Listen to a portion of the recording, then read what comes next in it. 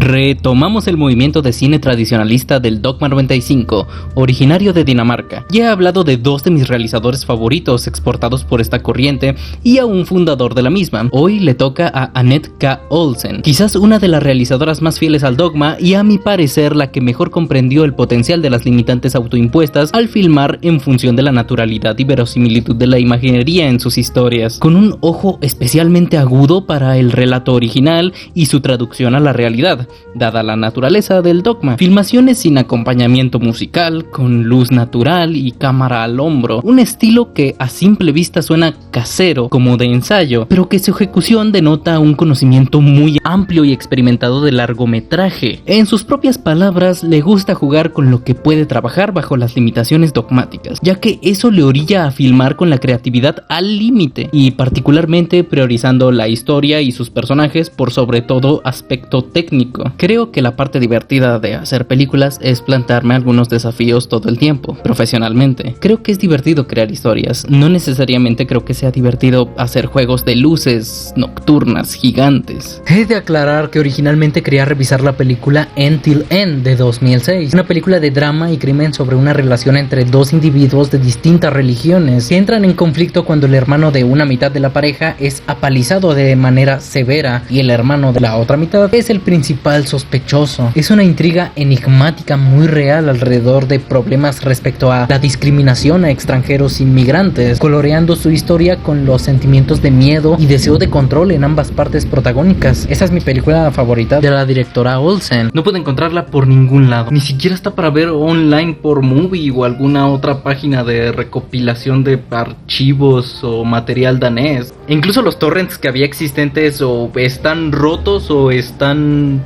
completamente eliminados. Pero esta, por ser quizás la segunda película más reconocida de Annette Olsen, es que sí pude conseguirla, porque quizás la más conocida es Lily Soldier, otro drama también muy recomendado, pero hoy nos compete Forbrydelser. Pero no hay ningún problema con esto porque igualmente es una película ejemplarmente Dogma, digna de estudio. Anna, interpretada por Eleonora Jorgensen, es una recién graduada de teología que consigue un empleo como capellana en un pequeño complejo carcelario de mujeres. Ella vive con su esposo, Frank, interpretado por Lars Ranté, con quien ha intentado tener hijos durante mucho tiempo sin ningún éxito. Paralelamente, una misteriosa rea es transferida a la prisión donde trabajará Anna, Kate Kristofferson, interpretada por Trini Dyrolom, quien nada más llegar es visitada por Marion, otra reclusa que sufre un severo síndrome de abstinencia de drogas, pero milagrosamente la cura por completo de su adicción al tomarla entre sus brazos. Este hecho inicia los rumores entre las reas, creándole una reputación de curandera. Kate diluye poco a poco su asocialidad, pero también surge un amor prohibido entre ella y un carcelario llamado Henrik, interpretado por Nicolás Copernicus, con el que tiene escapes ocasionales fuera de prisión, después de pedir permisos de libertad supervisada, dado a la boda de una hermana o el falso cumpleaños de parientes. Kate, tras la interpretación de Dyrolom, pasa de la frialdad y miedo a la calidez. Transmite mucha empatía, aun en el momento de no saber su crimen. Se da por hecho que conlleva trauma y remordimiento. Esta empatía es proyectada por Henry, quien se compadece y le acompaña amablemente a evadir la prisión y su vida pasada, simplemente escapando a comer y a hablar. Particularmente Kate le pide a Henrik hablar y dejarle escucharle. Esta dinámica entre ellos es quizás una puerta hacia la normalidad para Kate, quien fue drogadicta en su pasado, y una serie de irresponsabilidades e inconsciencia derivados por su estado bajo la influencia de drogas que aún le persiguen queriendo huir de ellas. Por medio de Marion, que está en problemas ya que una de las reas, una traficante llamada Lizzie, interpretada por Benedicte Hansen, le exige ayuda para ocultar droga de contrabando. Este contrabando es ejecutado de forma desagradable en frente de los hijos de esta rea, que también utiliza a sus niños para meter esa droga a prisión, aunque su negocio resulta afectado gracias a Kate. Su estatus de curandera comenzó a desintoxicar a las adictas, quienes paulatinamente dejaron de consumir sustancias, provocando el enfado de Lizzie, que amenaza a Kate por medio de Marion, quien sigue siendo una cómplice a la fuerza de su contrabando. A su vez, entre los guardias se nos presenta cierta frustración y tristeza por parte de un guardia llamado Kars, interpretado por Jens Albinu, que lamenta las amenazas que reas le dedican por medio de cartas, que también amenazan agresivamente a sus hijos, aunque esto último podría ser un aspecto negativo de la película, ya que no hay ninguna continuación, resolución o referencia a este prototipo de subtrama que parece colocado sin un fin muy claro. Quizás remarcar lo ruin que es Lizzie y sus compañeras reas, pero tampoco es claro cuáles de estas reas son responsables de estas amenazas. Solo imagino que viene de ellas para hostigar a los guardias, pero me estoy adelantando. Anna conoce a Marion, quien pasa la mayoría del tiempo aseando el sitio, y después de simpatizarse mutuamente con ideas de salvación y Dios, se hace su asistente. También le hace saber los rumores de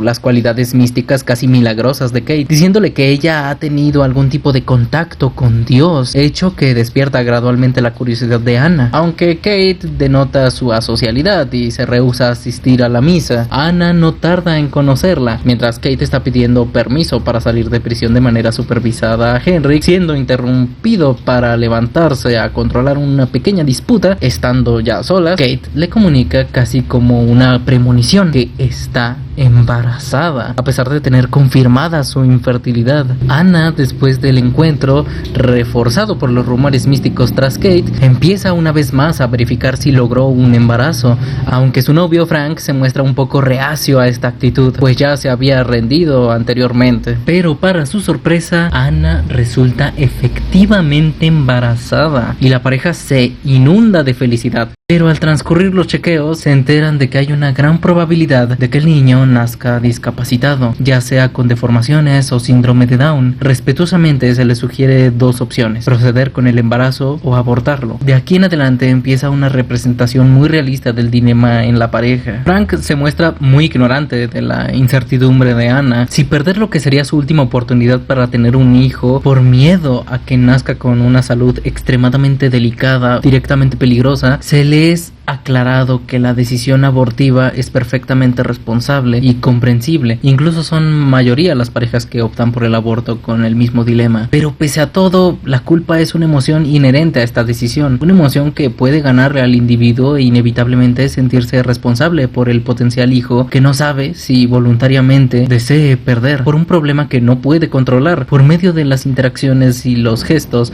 podemos observar que, a diferencia del principio, la pareja pasa por un estado de desconexión y desincronización emocional. Por una parte, es entendible que Frank esté en blanco por temor a influir en una decisión que Anna profundamente no desee, y en parte Anna también espera que Frank reafirme alguna de estas opciones para sentirse más segura al proceder. Quiere saber su opinión sin tomar ninguna especie de poder sobre ella, obviamente. Así como antes compartían la felicidad, deberían compartir la dolencia que conlleve la decisión próxima, porque ambas emociones se refuerzan en compañía, pero su incertidumbre mutua, especialmente evasiva por parte de Frank, quien resulta especialmente irresponsable sentimentalmente en este punto, hace que su comunicación escasee hasta el día en el que se cumple el tiempo pautado para tomar una decisión, día en el que Frank toma la delantera en un acto de desconsideración, pero al mismo tiempo impulsivo debido a la prisa al tiempo de respuesta que requiere el médico. En el fondo sabemos que la opción elegida por Frank es genuina y Anna sigue en incertidumbre. No haber dado tiempo a la comunicación hizo que no se sintiese segura, pero puede que el aborto sea también su opción, pese a llevarle a la inmerecida pero inherente culpa que la carcome hasta la prisión. Ahora, aquí se lleva a cabo un choque de emociones, ya que Henrik se confiesa a la capellana respecto al crimen sistemático que significa la relación sentimental entre un reo y un carcelario. Ella, un poco insensible, le dice que tendrá que alejarse y quizás transferirse a otro sitio para evadir todo sentimentalismo con la rea, e inmediatamente después decide saciar su curiosidad respecto a Kate. Así que, con la supervisión de Henrik, que aún no le dice que la rea de la cual se enamoró es Kate, muestra el expediente de esta, topándose con el antecedente más desafortunado. Al parecer, Kate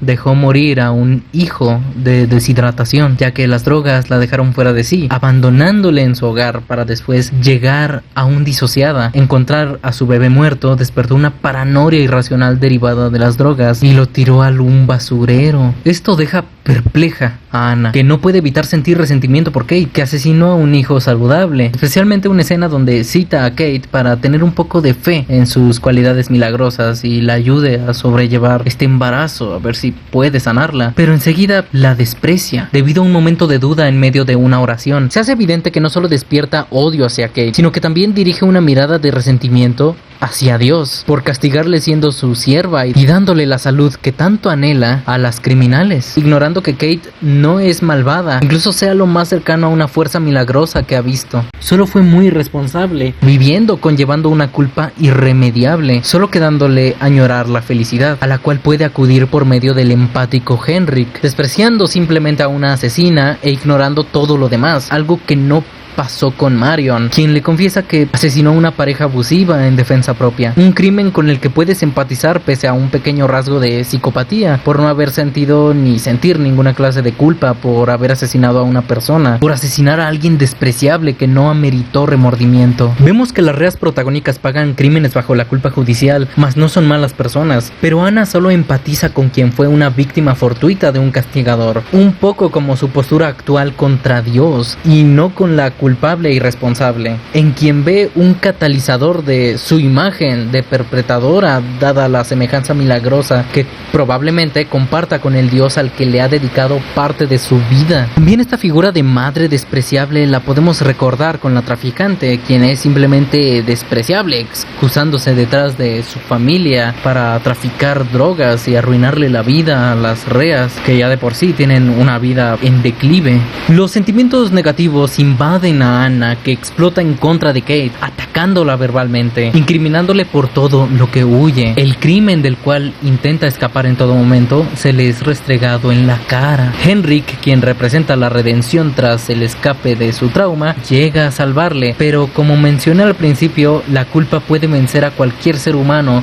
y termina cobrando factura. Cuando el vaso se colma porque la rea traficante se entera y delata su relación sentimental con Henrik a los demás policías, es que decide distanciarse de ella por bien de ambos. Kate, viendo su consuelo durante el duelo, alejarse. La traficante influye en las demás prisioneras para discriminarla por acostarse con un carcelario, una gran mentira, puesto que la relación entre ambos era hasta adorablemente inocente. Solo le pedía dejar escucharle hablar sobre cosas comunes y banales para distraerle de su realidad, transportándola a la añorada normalidad no solo física sino mentalmente. Sin ser culpable de lo que la acusan, es tratada con desprecio y la recluyen socialmente. Así es, rechazada por criminales quienes quizás sí sean malas personas. Una vez te recluyen de un círculo que ya de por sí es bajo, sus emociones fatalistas le ganan. Roba las drogas que ocultó por auxilio a Marion y se suicida de sobredosis.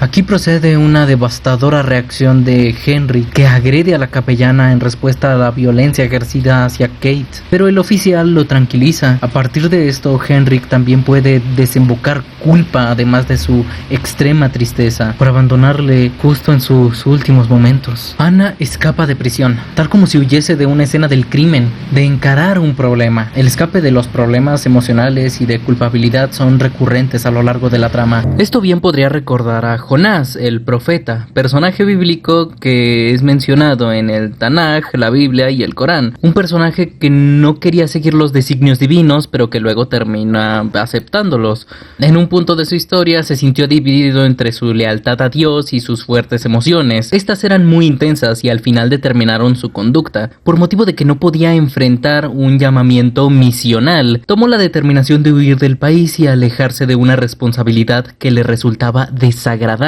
No tenía la intención de abandonar el oficio profético, simplemente quería ausentarse sin permiso por un tiempo hasta que la situación desagradable se resolviese por sí sola. Claramente su historia ejemplifica lecciones sobre no huir de nuestras responsabilidades, no serles reacias ni indiferentes. La correlación para mí es bastante clara, pero de todas formas esta es una interpretación mía. Que sea real o no, lo dejo a tu interpretación. Ana nunca había perpetrado ningún crimen hasta ahora y era el individuo dentro de una prisión que menos esperas que cometa un crimen, siendo la tercera rea dentro del complejo en haber cometido un asesinato de manera indirecta. Ahora es realmente culpable y rechazando que la intervención milagrosa de Kate salve a su hijo, que al mismo tiempo simboliza el desprecio por su propia fe, toma sin saber si lo desea la opción del aborto, aún indecisa, concluyendo la película con una nota depresiva.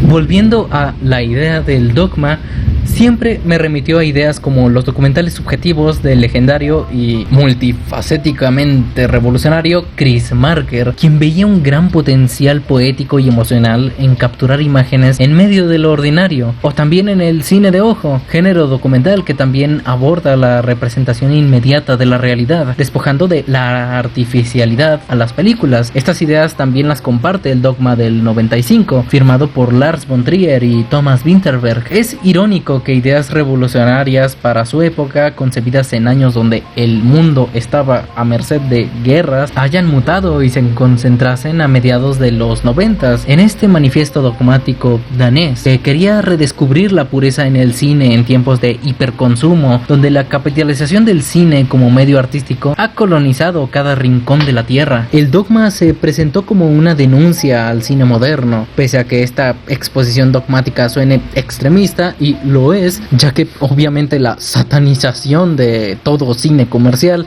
es bastante errada y no debe detener tu curiosidad por estas películas y los directores que la fundaron o a los que inspiró o exportó. Y recalco nuevamente que ya hemos hablado de varios en el canal, pero no he ahondado en tiempo y forma respecto a sus preceptos específicos. Aprovecharé esta ocasión para hacerlo. Los directores deben firmar actas que a su vez están firmadas por fundadores del movimiento y se prohíben los decorados, así que todas las películas deben filmarse en exteriores. Se prohíben los efectos especiales, música, acción, efectos de sonido y plataformas para cámara. Todo el trabajo de cámara debe realizarse con cámara en mano, y debido a esto es simplemente sorprendente cómo el ojo tradicional casi documental con el que está filmada esta película y otras del dogma no le resta al valor de sus imágenes ni de su historia, ni le resta naturalidad y poesía que normalmente se busca por medio de creación de composiciones, orquestalización, color, tecnicismos básicos a la hora de filmar y querer transmitir algo. Estos factores son rebeldemente ignorados por esta clase de filmes. Hacen una narración perfecta con una autocontención emocional contagiosa y trascendente hacia la audiencia, complementada por una colección de tramas simples pero efectivas. A mis ojos, la búsqueda de múltiples tonos de sensibilidad con las limitaciones dogmáticas del manifiesto está más que logrado, especialmente en escenas inundadas de oscuridad, transmitiendo matices de felicidad y añoranza, nostalgia, y en contraparte los entornos más positivos desembocantes de incertidumbre, frustración y tristeza. Al ser imágenes crudas en un sentido de producción, limitadas a carecer de iluminación o todo ápice de artificialidad, siendo en realidad una emulación casi subjetiva de la propia realidad, nos hace preguntarnos cómo lo logra. Seguramente la calidez y frialdad en las que transitan las interpretaciones de los personajes gracias a los actores, el ritmo y montaje que traza lentamente una historia que en realidad se ve repleta de acción dramática en tan solo 1 hora y media, jugando con la prolongación de las escenas, sugestionando así la duración percibida por el espectador, la duración de la felicidad a la transición a la tristeza, espectador a quien involucra bastante, no solo emocional sino también éticamente, contando lo que perfectamente es un instante eterno en la vida de personajes visiblemente adultos y aparentemente realizados, solo para iniciar un capítulo trágico en su vida, con pocas o nulas probabilidades de redención. Así se resumen y correlacionan sensitivamente películas surgidas o directamente relacionadas al dogma. Las películas que ya he presentado cumplen estas características, además de ser protagonizadas por individuos ideales a merced de circunstancias que les derrotan o sucumbiendo ante ellas, involucrando íntimamente al espectador en dilemas éticos, como mi madre, la Susanne Bier, en Elsker Big for Evigt, respecto a la vigencia real del amor hasta después de la muerte de una parte de la relación. Se hace evidente estas actitudes en películas bajo influencias del dogma. Las miradas realistas no solo constituyen estos problemas adultos, sino que les empequeñecen en resultados patéticos sin redención, o con una ambigüedad aplastante, contándonos únicamente un capítulo subrayado en la vida de sus personajes, lo que les hace aún más reales. Cabe destacar que hay un aspecto en el que se destaca Forbiddelser, y es que está en un extremo opuesto al dogma, ya que prohibía el falso drama y exigía realidad y rechazo a la fantasía. Pero aquí vemos como explícitamente, aunque fuera de cámara, añade misticismo en su temática religiosa. La actitud de Anne respecto a la revelación contra su fe también me recuerda a la actitud del dogma contra las historias fantasiosas, sobreponiendo la realidad. Como dato, también en 2001 hubo una excepción fantasiosa en el dogma con Truly Man. También una recomendación ahí para el cajón, aunque no sé si la vayan a encontrar. Ahí me avisan, por favor. Además es similar a la famosa The Green Mile de Frank Darabont. Ambas tratan de un recluso con habilidades milagrosas y acusados de crímenes graves, pero Forbiddelser se distancia mucho en su resolución y ejecución. Esta, al ser una película dogmática, es estrictamente ambigua y mundana con los milagros que realiza Kate, además de estar ambientada en una locación más reducida, denotando lo realmente pequeño de este relato, volviéndolo aún más común y real. También por ser un complejo un tanto liberal, ya que las encarceladas no parecen tan peligrosas y tienen varias libertades, un confinamiento casi de un anexo o albergue. Plantea cuestiones respecto a la fe y los mártires religiosos. Aquí Kate es culpable, mientras que John Coffey no, y la icónica resolución de la silla eléctrica y la condena de Paul no tiene coincidencias aquí, solo en que una protagonista acaba con la vida del otro. Anna no acepta que una asesina sea una mensajera milagrosa e indirectamente se convierte en una de las responsables de su posterior deceso, sin comprobar si la intervención divina fue real, y abortando a su hijo. Ambas tienen juicios severos respecto a la fe y misericordia, además del prejuicio hacia los mártires y potenciales santos, representando a un Dios severo más parecido al del Viejo Testamento, aunque el juicio de Forbiddelser denota una ambivalencia en la crueldad contra ciertos pecados o crímenes, pero adicionalmente creo que tiene una intención más nietzscheana con sus paralelismos religiosos. Toda esta poesía final me recuerda inmediatamente a una de las más famosas frases filosóficas: Dios ha muerto y lo peor de todo, nosotros lo hemos matado. Como sabemos, esta frase no afirma la existencia de un Dios cristiano. Sí se refiere a él, pero más bien entiende a la idea detrás del por qué los humanos creamos a dioses y deidades, que es más bien consecuencia de la existencia miserable del propio hombre, un refugio en forma de la verdad y el bien absoluto. Entonces Dios no solo es la fe, sino la ciencia o cualquier otra doctrina y forma idealista en la que el humano se resista a la verdadera existencia sin sentido y anticomplaciente de la vida, dándole un propósito que rechaza a la propia vida como lo que es, un acontecimiento efímero e independiente de cualquier sentido, sin poseerlo ni necesitarle, de justicia y retribución ambigua o de plano injusta. Esta película podría representar el violento y fatal divorcio de Anna hacia Dios, la religión a la que le dio sentido aparte de su vida vocacional, y se ha encomendado como auxilio a un deseo que naturalmente tendría que pertenecerle. Formalmente le sirve a su fe, fungiendo como una intercedora de este, solo para no ser retribuida, y aún más real, esta fe solo parece desorientarla, ni concederle el bien o lo que deseaba, dándoselos en cambio a las criminales con las que convive. Pero aquí no se rechaza la existencia de Dios, más bien se le ve a los ojos y se le resiente, le rechaza como una fuerza detractora de lo que ella cree que es justo y mortalmente enjuiciable, matándole simbólicamente catalizado en la figura milagrosa más cercana a ella, Kate, quien tras el error y la culpa funge como una mártir que perece ante los falsos y el remordimiento. Pero como principal detonante está Anna, que pasa por un dilema que también es una intervención para no concebir una vida probablemente defectuosa, una decisión realista pero que por su ahora escasa fe se le resiste e involucra al espectador error en la valoración de esta decisión entre lo que se desea y lo que indudablemente es un resultado peligroso. Obviamente, este rechazo a la fe ciega es apenas un primer paso en todo un planteamiento filosófico. De hecho, aquí estoy siendo muy injusto y reduccionista. Aquí no se persigue un nuevo rumbo o realización. Esta muerte del significado es pura tragedia que convierte a la capellana en la homicida que veía en Kate, a quien ha asesinado, porque libremente eligió juzgarle, guiada por sus impulsos emocionales negativos y desorientación ideológica, resultando en un Dios fallido y reprimido. Una causa perdida que fue en realidad, como dije, solo el primer paso de un proceso mucho más enorme. Pero es justo eso lo que representan las historias dogma. Parte de la realidad y verosimilitud yace en mostrar en lo ordinario únicamente un corto suceso abrasivo en medio de un páramo emocional en una vida aún más grande que ni empieza ni acaba, tan solo cambia.